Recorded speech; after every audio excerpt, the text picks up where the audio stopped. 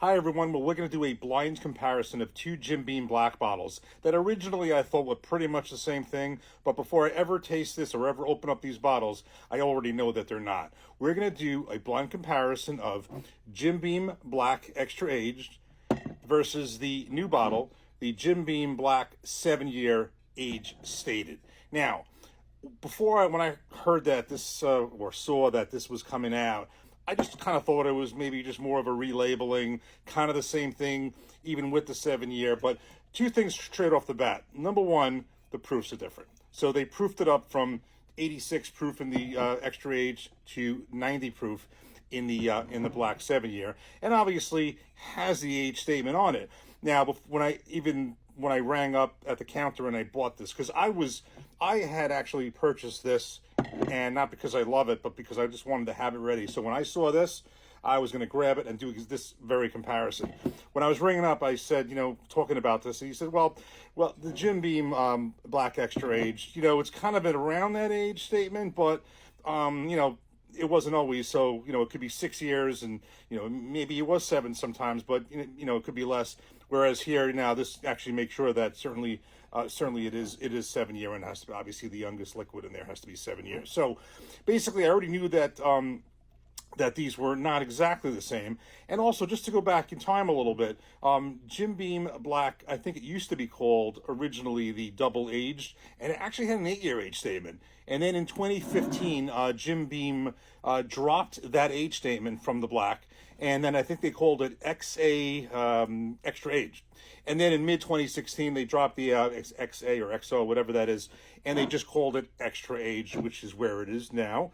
Up to this point, and now they have this. So I'm very curious to see, now that I know there definitely are a couple of differences, how much different this with the 7-year age statement is versus maybe 6. You have to realize the white label is about 4. Kind of always thought this was in the 6, 7 year age statement in this one, but we know this may or may not be. This definitely is, and we got 4 proof points higher on this. I'm very curious to do a blind comparison and see which I prefer and if I can pick them out. So let's do that right now. Okay, so I have them poured in glasses. I have some water for in between. So what I'm going to be doing is I'm going to be basically trying to pick out, 4 proof points difference is relatively small. But I'm trying to see if I can pick out the proof difference, anything more significant in terms of aging process, and basically pick out which one I prefer and if I can tell which one's which. So I'll just randomly have these glasses.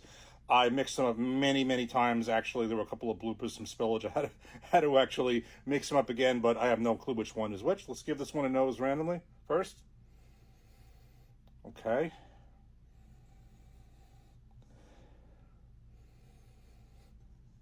I'm getting a little bit more aroma out of this one, but I've been fooled before on that. That isn't always, I think the palate will tell a little bit better. So let me put this one down. We're going to give this a taste and have water in between, and then the other one. Cheers. Well, let me just do this without water first.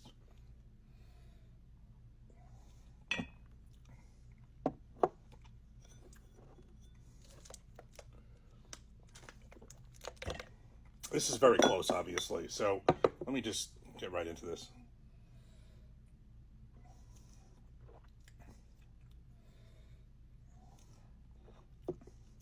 I'm thinking this one has a little bit more proof on it, but let me see in terms of the flavor.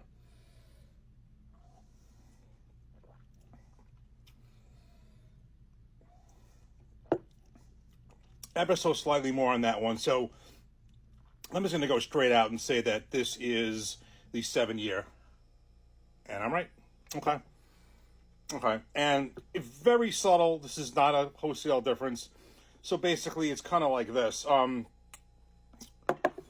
can taste that 4 proof points ever so slightly. I can tell, that was the 7-year, and just a little bit more flavor out of it. So this was the one, that the nose.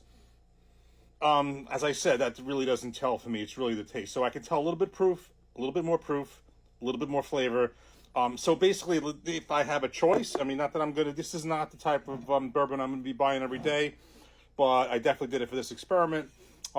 It's not bad. It's just so much better, even in this price point. But basically, if I have a choice and I see them both on the shelf, I mean, I think they're the same price. I didn't see a difference, a real difference in price. Obviously, I'm going to get the 7-year. If not, if not, I probably won't get it. I mean, at this point now, if I know this is 7-year, I will get this. What's probably going to happen, I'm thinking, is that this is probably going to, you'll see it in less and less stores. So this is a replacement of it. I wasn't sure if it was just a relabeling. It's not a relabeling. It's definitely, there's definitely changes to it. Again, the proof, and again, the H statement. So this will probably be seen more. This will be seen less. But I definitely wanted to grab this one because I knew this was coming out, and it finally showed up by me in New Jersey. So the winner for this, it definitely is improved, even ever so slightly. They're both, definitely better than the white label. But they're, as far as other bourbons in their categories, their price points, I think there's better. And that's obviously a totally different statement when it comes to the Jim Beam Small Batch Collection, the Knob Creeks, the Bookers. That's a completely different story. So those are certainly better than this. These are better than the white label. And between these two, 7-year is better. Thanks for watching. Cheers. More reviews to come. Take care.